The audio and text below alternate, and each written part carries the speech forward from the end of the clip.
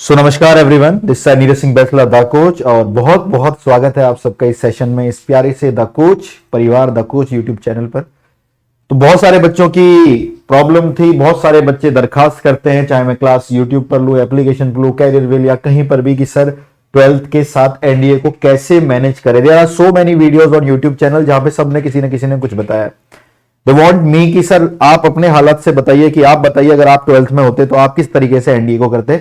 तो ये कुछ मेरी तरफ से प्लानिंग आप लोगों के लिए है ना, क्योंकि एज अ स्टूडेंट अगर मैं सोचूंगा तो मैं शायद प्रैक्टिकल बातें बता पाऊंगा कि क्या हो सकता है और क्या नहीं, है ना, लॉजिकल बात करते हैं। ठीक है भैया, तो पहली चीज, इस वीडियो को शुरू करने से पहले मैं जितने भी बच्चे इसको मुझे देख रहे हैं 12th क्लास के स्टूडेंट, अगर आप 11th में या 12th में, पहली चीज, कोई भी एग्जाम की अगर आप तैयारी कर रहे हैं, पहली प्राथमिकता आपके बोर्ड्स होने बहुत ज्यादा जरूरी है। यानी हम फुली फोकस्ड होके पहले हम बोर्ड्स पर टारगेट करेंगे। हम अपने बोर्ड के साथ कोई भी सेक्रीफाइस या कोई भी समझौता नहीं करेंगे।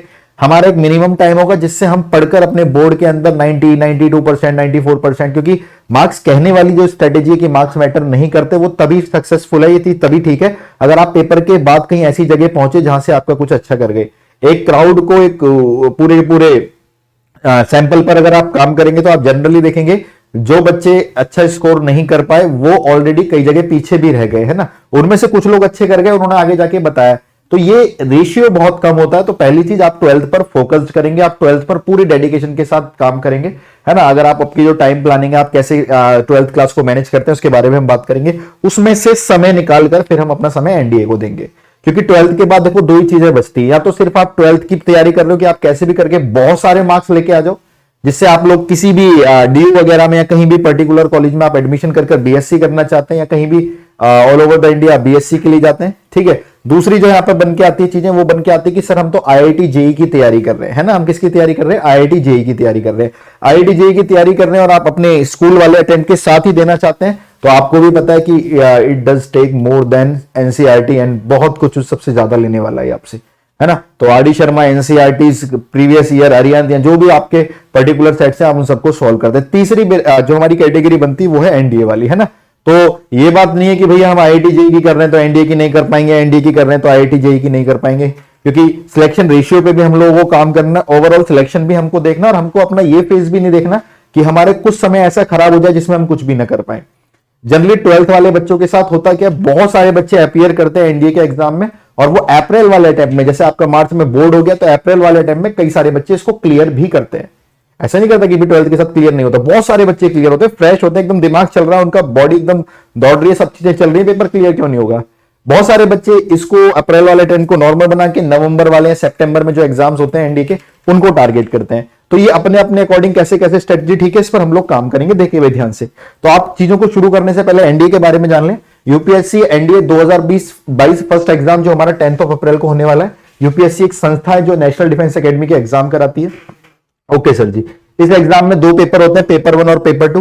पेपर 1 के अंदर मैथ 120 क्वेश्चंस आते हैं जो कि 300 मार्क्स के होते हैं, यानी ईच क्वेश्चन कितना, 2.5 मार्क्स का, 2.5 मार्क्स का हो गया। पेपर 2 जीएटी और इंग्लिश से इंक्लूड होता है। जीएटी में इंग्लिश होता है, बस मैंने इंग्लिश को एक्सक्लूड करके लिखा हुआ है। तो इंग्लिश प्लस जीएटी में आना क्या रहता है सर, जीएटी के अंदर जो बच गया बच्चे, अब इसके अंदर बचती है आपकी जनरल साइंस, जैसे कि हम बात करेंगे फिजिक्स, केमिस्ट्री और बायोलॉजी। ठीक है, साइंस कह लो इसको, ये इसके अंदर आती है। और इसके अंदर जीएस के subject like history, polity, geography, ये वाला पोर्शन भी इसके अंदर आता है, और इकोनॉमिक्स। ठीक है, तो ये सब कैसे मैनेज करेगा एक साइंस स्टूडेंट, ये अपने आप में बहुत दिक्कत आती है कि सर बहुत बहुत प्रॉब्लम है इतना जीएस पढ़ना। तो हम इस सब पर एक एक चीज करके काम कर रहे हैं, पहले सुनिए आप ध्यान से। तो ये एनडीए की हिसाब किताब है, और जीएटी और इंग्लिश मिला दें तो हमारे 50 और 100 150 क्वेश्चन आते हैं। 150 क्वेश्चन में एक क्वेश्चन 4 मार्क्स का होता है, तो ये 200 का हो गया, 400 का हो गया, तो ये टोटल 600 मार्क्स का ये हो गया, 300 का ये हो गया, 900 मार्क्स, यानी 900 मार्क्स हो गया। टोटल क्वेश्चन हमारे 270 क्वेश्चंस निकल के आ गए। हर पेपर की सेक्शनल कट ऑफ होती है, इसलिए मैथ को बहुत ज्यादा प्राथमिकता दी जाती है। फर्स्ट पेपर मैथ्स का आपके अगर सर्टेन कट ऑफ जब तक आपकी क्लियर नहीं होगी तो आपका सेकंड पेपर चेक भी नहीं होता। इसलिए मैथ्स का पहला रोल यह है कि आपकी कट ऑफ भी क्लियर करे, दूसरा रोल यह है कि ओवरऑल परसेंटेज में भी आपका ध्यान दे, जो कि बहुत बहुत हमारे लिए बीइंग अ साइंस स्टूडेंट को इतनी बड़ी बात नहीं है। हाँ, लेकिन क्या चीज रिक्वायर्ड है, क्या प्रॉब्लम्स आने वाली है 12th को, वो बहुत ज्यादा जरूरी है हमें पता लगना। ठीक है, तो आपने पूरा होलिया देख लिया। एक दिक्कत यह है इसके अंदर, इसमें नेगेटिव मार्किंग 1/3 की होती है। 1/3 का मतलब आपको एक क्वेश्चन के अगर वो 4 नंबर का है तो 1.33 मार्क्स कट जाएंगे उसको गलत लगाने से। 4 मार्क्स के क्वेश्चन को अगर आप गलत करोगे तो आपका ओवरऑल स्कोर में से 1.33 मार्क्स भी डिडक्ट होना शुरू हो जाएगा। सुनने में बहुत छोटा लग रहा होगा, लेकिन जब 10-12 क्वेश्चन गलत होंगे तो ये स्कोर बहुत बड़ा होता है, पीछे की तरफ धकेल देता है हमको। तो नेगेटिव मार्किंग का भी हम लोगों को ध्यान रखना है। चलिए भैया, तो 12th में हमारी साइकोलॉजी क्या होती है? 12th में साइकोलॉजी ये होती है कि कैसे भी करके हम बोर्ड्स में बहुत सारे अच्छे नंबर लेकर आए, है ना। एज अ साइंस स्टूडेंट अगर मैं बोलूं हमारी प्राथमिकता किन सब्जेक्टों की रहती है? हम मैथ्स पर बहुत ध्यान देते हैं, है ना। यस सर जी। हम लोग ध्यान देते हैं फिजिक्स पर बहुत ज्यादा, और हम लोग ध्यान देते हैं केमिस्ट्री पर बहुत ज्यादा। फिर इंग्लिश के साथ एक सब्जेक्ट और होता है हमारा, उसको हम लोग कर लेते हैं, ठीक है। इंग्लिश पर ध्यान देने वाले बच्चे कम होते हैं, लेकिन ये भी भैया बोर्ड के अंदर स्कोर में तो काउंट होती है, आपकी परसेंटेज को बूस्ट करती है, और यहां पर कैसे कारगर सिद्ध होगी उसके बारे में भी बात करेंगे, ठीक है भाई। तो आप स्कूल में टाइम दे रहे हो, इन सब्जेक्ट्स को प्रॉपर पढ़ रहे हो, ये कर रहे हो, वो कर रहे हो, तो ध्यान से सुनो मेरी बात। जो ये सब्जेक्ट है ना, हर एक आपका ना एक माइंडसेट होना बहुत जरूरी है। आपके गोल्स जो आप सोचते हो कि मेरे सपने, उनको एम में अचीव करने के लिए दूसरों से अलग चलना बहुत जरूरी है। अगर मैं सिर्फ एक रास्ते पर चलूं कि कैसे भी करके मेरे को सिलेबस फरवरी में खत्म करना है, फिर मार्च में फरवरी से पहले जनवरी में खत्म करना है, फिर मैं प्री बोर्ड दूंगा जनवरी मिड में या फेब में, ठीक है, और फिर भैया हमारा मार्च के अंदर बोर्ड आएगा निकल के, तो इस तरह की परेशानियां जो आती हैं वो बहुत कॉमन इंसान की बात होती है। भाई पता है, अगर आप चाहते हो एनडीए में सिलेक्ट होना, आप चाहते हो आईआईटी जेईई क्लियर करना, तो पहली बात तो भीड़ को छोड़कर अलग चलना पड़ेगा, अपना रास्ता खुद का अलग बनाना पड़ेगा। अपना खुद का रास्ता कैसा होगा? इसमें हमारी खुद की डेडिकेशन होगी। हमारे चैप्टर को पहले स्कूल के पॉइंट ऑफ व्यू से उसको स्पीड में कवर करेंगे, है ना। क्योंकि 12th में मैंने जो जनरली देखा है, बच्चे सिलेबस सभी कंप्लीट करते हैं, सबका सिलेबस कंप्लीट हो जाता है, लेकिन किसका कब हुआ, किसका कहां हुआ, ये ज्यादा मैटर करता है। यस सर, बहुत अच्छी बात। दूसरी चीज, हमने 12th में जो बच्चों को जनरली देखा है, जिनके स्कोर अच्छे आते हैं और जिनके नहीं आते, सबसे ज्यादा कमी आती है प्रैक्टिस की। और कंपटीशन एग्जाम चाहे एनडीए आईआईटी जेईई, वो आपसे क्या मांगता है? प्रैक्टिस मांगता है कि आपने एक चैप्टर के करीबन 200 250 क्वेश्चंस कर रखे हो, ताकि जब आप एग्जाम में पहुंचे तो आपको फेमिलियर लगे, आपको डर ना लगे उन क्वेश्चन से, ठीक। तो पहले आप एक काम करेंगे, जब आप अपने स्कूल की तैयारी कर रहे हैं, इन पर्टिकुलर सब्जेक्ट से जो आपका ध्यान है पूरे डेडिकेटेड तरीके से दीजिए, इन पर ध्यान दीजिए जितना आप समय देना चाहते हैं इनको, और इनको समय देने के साथ साथ इनको पैरेलली भी लेके चलना है, और एक डेडलाइन के अंदर ना स्कूल का सिलेबस कंप्लीट करना बहुत जरूरी है। अब आप बोलोगे स्कूल में तो नहीं हुआ, ट्यूशन में तो नहीं हुआ, ठीक है, तो भैया ऐसे कितने सारे सोर्सेज हैं, है ना। मैं ऑनलाइन की बात करूं, ऐसे कितने सारे सोर्सेज हैं जिन पर आप अगर तरीके से चले तो आपका सिलेबस बहुत पहले बहुत अच्छे से कंप्लीट हो सकता है, फिर आप प्रैक्टिस लगा सकते हैं। उस सिलेबस को जल्दी कंप्लीट करने से फायदा यह होगा क्योंकि आपका बिल्कुल सीबीएसई वाला पैटर्न तैयार हो गया। अब आपको डर लगना बंद हो गया, क्योंकि आपने अपने सिलेबस थोड़ी पहले ही पूरे कर लिए, ठीक है सर जी। अब इन सब के साथ सर आप एनडीए को कैसे देखते हो? देखिए भाई ध्यान से, एनडीए वाले बच्चों, जो आपकी पहले मैं मैथ्स की बात करूंगा, फिर इंग्लिश और जीएटी पे आएंगे। आपके जब क्लास 12th आप प्रिपेयर कर रहे हैं, तो आप 12th के बाद जनरली जो 11th वाले बच्चे होते हैं वो क्या गलतियां करते हैं, सुन लीजिए। 11th वाले बच्चे 11th को बहुत ऊट पटांग तरीके से खत्म करके बस 12th में एंट्री ले लेते हैं। हाँ, 12th में वो लोग सीरियस हो जाते हैं, इस बारे में मैं बात मानता हूं, ठीक है। लेकिन आप सारे के सारे बच्चे सुने, जब आप 12th में पढ़कर आओगे, आप डेडिकेटेड से पढ़ रहे हो, समय दे रहे हो, चीजों को पढ़े जा रहे हो, तो 11th कहीं ना आपके सर में से दरकिनार हो जाएगी। तो 12th के चैप्टर ही आप लोगों के अच्छे से प्रिपेयर हो पाएंगे, जिनको आप देने वाले हो किसके अंदर, एनडीए के अंदर। तो ये कुछ 12th के चैप्टर हैं जो आपके काम आएंगे एनडीए के अंदर। Relation, function, inverse trigonometry, matrices determinant, calculus में पूरा का पूरा हमारा derivative, application of derivative, integration, application of integration, differential equation और लिमिट्स, क्वांटिटी और डिफरेंशियबिलिटी, वेक्टर, 3D और प्रोबेबिलिटी। मैंने इनके सामने इनकी वेटेज भी लिख रखी है। इनकी वेटेज करीबन 65 से 75 क्वेश्चंस की आ रही है, ठीक है। अब या तो हमारी तैयारी उस लेवल की होनी चाहिए कि हम इसमें से कम 90% क्वेश्चन तो हिट मारे ही मारे, है ना। बाकी के जो 55 से 65 रह गए, है ना, बाकी के जो 55 से रह गए भी हमारे क्वेश्चन, 55 क्वेश्चन हमारे 11th क्लास से आते हैं। तो एक चीज ना बहुत जरूरी है कि 11th क्लास के आपके जो बच्चे अभी 11th में हैं, आप सुन लेना भाई, अगर आप लाइफ में सक्सेसफुल होना चाहते हैं तो 11th क्लास के आप अच्छे से नोट्स, शार्प नोट, जिनको पेपर में आप एक बार पढ़े तो आपको circle, parabola, ellipse, hyperbola, statistics, complex number, sequence series, binomial, quadratic equation, ये सब फुर्ती में रिवाइज हो जाए, है ना। ये सब रिवाइज हो जाए क्योंकि 11th क्लास की वेटेज भी बहुत ज्यादा है ना। 12th में हम कर आए, लेकिन जिस तरीके से एनडीए चीजों को कनेक्ट करके पूछ रहा है ना, you will miss some portion of 11th, you will miss some portion of 12th। Like एक क्वेश्चन आएगा मैट्रिसेस से, आप खुश हो जाओगे, लेकिन उसके अंदर लग रही होगी परमुटेशन एंड कॉम्बिनेशन, आप बोलोगे भाई ये क्या हुआ। एक क्वेश्चन आएगा सीक्वेंस एंड सीरीज से, उसके अंदर लग रहा होगा डेरिवेटिव का मैक्सिमम मिनिमा। इसलिए या तो हम पेपर की तैयारी अगर कर रहे हैं तो हम अपने समय को बहुत ध्यान से रखने वाले हैं। इसलिए मेरी जो कोशिश थी आप लोगों की कि आप इनको डेडलाइन से पहले खत्म कर लीजिए, स्कूल के सिलेबस को, ताकि आपकी प्रैक्टिस ही होती रहे, है ना। और आपको अगर एनडीए करना है तो आपको 11th के बिना अभी आप शायद नहीं जा सकते उसकी तरफ। हाँ, एक सेफ स्कोर की तरफ चले जाओगे, लेकिन बाद में भी फिर मेरिट में प्रॉब्लम आएगी। इसलिए 11th को डेडलाइन में जब आप उसको खत्म कर लोगे तो आपकी टेंशन हटेगी सर के ऊपर से, चलो फाइनली मेरा स्कूल वाला पोर्शन तो सिक्योर है, अब मैं इसको रिवाइज करके बाद में कर लूंगा। क्योंकि आप भीड़ से अलग चल रहे हो, आप उनसे ज्यादा मेहनत कर रहे हो, ये समझ रहे हो ना आप मेरी बात। क्योंकि आपने सपना एनडीए का देखा, उन लोगों ने नहीं देखा। वो तो चल रहे हैं भैया एक ट्रैक पर कि चलो दुनिया जहां चल रही है वहीं रास्ते को फॉलो कर रहे हैं, भीड़ में जा रहे हैं, उन्हें भी नहीं पता आगे उनका क्या होना है। आपको पता है आपका 6 महीने, 3 महीने, 4 महीने कितने इंपॉर्टेंट है। आपका जो 12th का पेपर होगा, जो एनडीए का पेपर होगा, 1 महीना जो बीच में बचेगा, लोग उसमें एंजॉय करते हैं, चलो बोर्ड हो गया, लेकिन आपको पता है यही तो 1 महीना था जिसका मैं इंतजार कर रहा था कब से, यही तो था वो 1 महीना, है ना। तो उसको खत्म करने के बाद हम क्या करेंगे, हम लोग खूब इतने सारे सेशंस यूट्यूब पर लेते हैं, बहुत सारी प्रैक्टिस करते हैं। जब आप लोग कहते होंगे कि सर मेरा मैट्रिक्स डिटरमिनेंट कंप्लीट हो गया, आप पूछ लीजिए कुछ भी, जब इसमें क्वेश्चंस आते हैं तो आप शायद जल्दी नहीं कर पाते। तो ये भी एक बहुत प्रॉब्लम आती है कई लोगों के साथ, जब वो स्कूल के बाद सीधा एनडीए का अटेम्प्ट करते हैं बिना किसी तैयारी के, बिना किसी शॉर्ट टेक्निक के साथ, तो उनको प्रॉब्लम आती है, शॉर्टकट्स में प्रॉब्लम आती है, क्वेश्चंस को ऑब्जर्व करने में प्रॉब्लम आती है, कैलकुलेशन में प्रॉब्लम आती है ना। वो ऑब्जर्व नहीं कर पाते, वो ऑप्शन मेथड को यूज नहीं कर पाते, एलिमिनेशन मेथड को यूज नहीं कर पाते, और ये जनरली प्रॉब्लम क्रिएट करेगा आप लोगों के लिए पेपर क्लियर करने में, है ना। तो जो हम 12th की तैयारी कर रहे हैं टोटली डिफरेंट, वहां पर आपको सब कुछ व्यक्त करके आना है उसको, कि मैं ये सोच रहा हूं, ये मेरा एक इवेंट है, इस इवेंट के बाद इस इवेंट की प्रोबेबिलिटी सब मेंशन करना पड़ता है, let a b the event of this. Competition में ये सब नहीं करना पड़ता। कंपटीशन एग्जाम के अंदर आपको जितना स्मार्ट वे में, जितना जल्दी आंसर दे पाए, क्योंकि वहां पे सिर्फ आपके ओवल को देखा जाएगा, जो आपने ओवल डार्क किया है।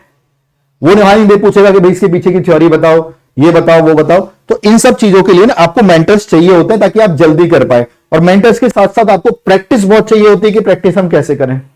तो आप अपने स्कूल के डेली शेड्यूल के साथ, अगर आप दिन के 2 घंटे शुरू से ही लेके चलते हैं, दिन के 2 घंटे, 2 घंटे बोल रहा हूं मैं, ज्यादा नहीं, एक दिन मैथ पढ़ लीजिए, एक दिन हम जीएटी पढ़ेंगे, एक दिन मैथ, एक दिन जीएटी। उन 2 घंटे में आपको कुछ नहीं करना है अपनी तरफ से, आप टोटली उन टीचर्स की वीडियोस वगैरह, जनरली आप मेरे को देखेंगे, मेरी 12 आवर्स की 5 से 6 मैराथन पढ़ी है, उनको भी आप देख लोगे तो आप देख पाओगे कि अरे यार बिल्कुल तरीका ही अलग है करने का। हाँ, आंसर क्वेश्चंस वही है, 12th में भी वही था, यही था, हल्का सा लेवल अप कर करके कुछ क्वेश्चनों को पुश कर दिया जाता है, लेकिन जो अप्रोच है क्वेश्चंस कराने की टीचर्स की, वो बिल्कुल अलग है ना। हमारे रेगुलर बैचेस भी चलते हैं, जिनसे आप एक बार कनेक्ट रह के उनके अंदर उन वैलिडिटी के साथ आप उनको एंजॉय कर सकते हैं, उनको बाद में अपने समय के अकॉर्डिंग देख सकते हैं। इन सब से होगा क्या, यू विल फील कि हाँ समथिंग इज गुड, यार कुछ अच्छा हो रहा है ना, क्योंकि मैं समझ पा रहा हूं इस पेपर के अंदर होगा क्या। क्योंकि कभी हम पैनिक हो जाते हैं 12th के बाद, कैसे एनडीए होगा, क्या होगा, और हमारा टारगेट 120 क्वेश्चन में से मैक्सिमम मार्क्स खींचना मैथ में रहेगा, क्योंकि भैया हमारा मैथ्स अच्छा है, हमारा मैथ्स अच्छा है, हम उसमें नहीं खींचेंगे तो किसमें खींचेंगे। क्लियर हो गई। तो आप स्कूल के साथ 2 घंटे इसको डेली मैनेज कर सकते हो, और जब आप अपने डेडलाइन से पहले खत्म कर दोगे तो हल्का सा इसको बढ़ा सकते हो, हल्का सा एनडीए को बढ़ा सकते हो, कि हाँ चलो अब थोड़ा सा इसको ज्यादा पढ़ रहे हैं क्योंकि मैंने स्कूल वाला सिक्योर कर लिया। और फिर जैसे ही आपका फरवरी आएगा, आप एनडीए को क्लोज करके आप पूरी तरीके से उसमें फोकस हो सकते हो, या फरवरी स्टार्टिंग बोले, जनवरी मिड बोले, आप पूरा का पूरा डेडिकेटेड हो सकते हो अपने स्कूल की तरफ। और फिर आप स्कूल में बोर्ड के बाद वो 1 महीना जो बचेगा, उसमें सब चीजों को साइड कर वो एनडीए की प्रैक्टिस कर सकते हो, क्योंकि नया नहीं सीखना है, उस एक में नया नहीं सीख पाओगे, ये बात भी सच है। इसलिए सीखना तो साथ की साथ है। 11th वाला रोल बहुत प्ले करेगा, तो आप कैसे 11th को मैनेज करोगे उसके साथ, यही वो 2 घंटे मैं बता रहा हूं डेली के जो दोगे आप इसके अंदर। 12th तो आपकी चल ही रही है रेगुलर बेसिस पे, ऐसा तो कुछ नहीं है। हाँ, ये हो सकता है आपका अगर चैप्टर इनवर्स ट्रिग्नोमेट्री खत्म हो गया स्कूल में, तो आप तुरंत किसी सेशन का देखें, जैसे मेरा सेशन देख लें इनवर्स ट्रिग्नोमेट्री का, उसमें आप और उसमें फील करेंगे कि कुछ ऐड हो गया, बहुत ज्यादा ऐड होकर क्वेश्चन शॉर्ट होने शुरू हो गए। तो वो चीजें आपको अलग रखनी पड़ेंगी एनडीए के लिए, ये स्कूल के लिए अलग रखना पड़ेगा, और आपको समझ में आ जाएगा अच्छा यार कंपटीशन में ये अप्रोच होती है और यहां पर ये अप्रोच होती है। तो ऐसे करके आप करीबन इन सारे चैप्टरों को कुछ हद तक पढ़ लोगे, और जब पेपर में जाओगे आपके अंदर कॉन्फिडेंस होगा कि हाँ यार मैं कुछ पढ़ के जा रहा हूं, है ना। सिर्फ 12 पढ़ के पहुंच जाओगे तो ये तो क्वेश्चन तो आप रह ही रहेंगे, इसमें भी श्योरिटी नहीं होगी, क्योंकि आपके पास वो tricks, techniques, short concept, option elimination वो सब नहीं है, कोई मेंटर का साथ नहीं है। इसलिए टीचर का होना, कोच का होना बहुत ज्यादा जरूरी है आपके जीवन में, अगर आप इस चीज को समझ पा रहे हैं जितना जल्दी से जल्दी। बुक्स के रेफरेंसेस बहुत जरूरी है, प्रीवियस ईयर क्वेश्चंस के बिना आपको अधूरा सा लगेगा पेपर में पहुंचने पर। तो मैं वही बोल रहा, जब आपको कोई चैप्टर कंप्लीट होता है तो आप उसका एनडीए का पीवाईक्यू करके देखिए, आप फील करोगे सर टाइम लग रहा है या देर हो रही है इसको करने में, या हो नहीं रहे क्वेश्चन, तो हमें पता लगेगा कि स्कूल इतना ही दायरे तक सीमित है, उससे ऊपर उठ के फिर एनडीए निकाला जा सकता है। और ये दोनों टाइम मैनेज वो हम खुद कर लेंगे, क्योंकि हम भीड़ से थोड़ा सा अलग है, हटके झटके हैं। तो हम लोग इस तरीके से पूरा का पोर्शन को लेके चलेंगे, एक चैप्टर को अपने स्कूल में कंप्लीट करके फिर उसका ही हम लोग एनडीए सेशन देखकर काम चलाएंगे। 11th वाला आपको पैरेलली लेके चलना है, ठीक है। जब स्कूल में कुछ ही चल रहा है तो आप 11th वाला कि चलो भैया मैंने स्ट्रेट लाइन कुछ पढ़ा था कभी 11th में, तो उसका एक बार बेसिक रिवाइज कर लेता हूं, फिर उसके क्वेश्चंस करता हूं एनडीए पीवाईक्यू के। ठीक है सर जी। अब हमारे लिए सबसे ज्यादा जो प्रॉब्लम आती है सर स्कूल वाले बच्चों के लिए, प्रॉब्लम ये आती है कि जीएटी को कैसे करें। इंग्लिश के लिए मैं फिर आपसे बोलूंगा, अगर आप डेडिकेटेड होकर सीबीएसई की तैयारी करते हैं, आपकी रीडिंग वगैरह अच्छी है, तो आपको जो एक प्रॉब्लम आएगी इंग्लिश के अंदर, सिर्फ एक प्रॉब्लम आएगी, वो आएगी वॉकैब की। और वॉकैब ऐसे है नहीं कि आप बहुत जल्दी एनहेंस कर दें, क्योंकि हमारा दिमाग एक टाइम से चीजों को सीखने को तैयार रहता है। ये नहीं कि एक वर्ड मैंने बोला आपको याद हो गया, तो वो समय लेता है थोड़ा सा। तो इंग्लिश में जो आपको प्रॉब्लम आएगी वो सिर्फ वॉकैब की आएगी। अदरवाइज अगर आप बुक्स वगैरह रीडिंग आपकी ठीक ठाक है तो आप ग्रामर में स्कोर कर सकते हैं, ठीक है।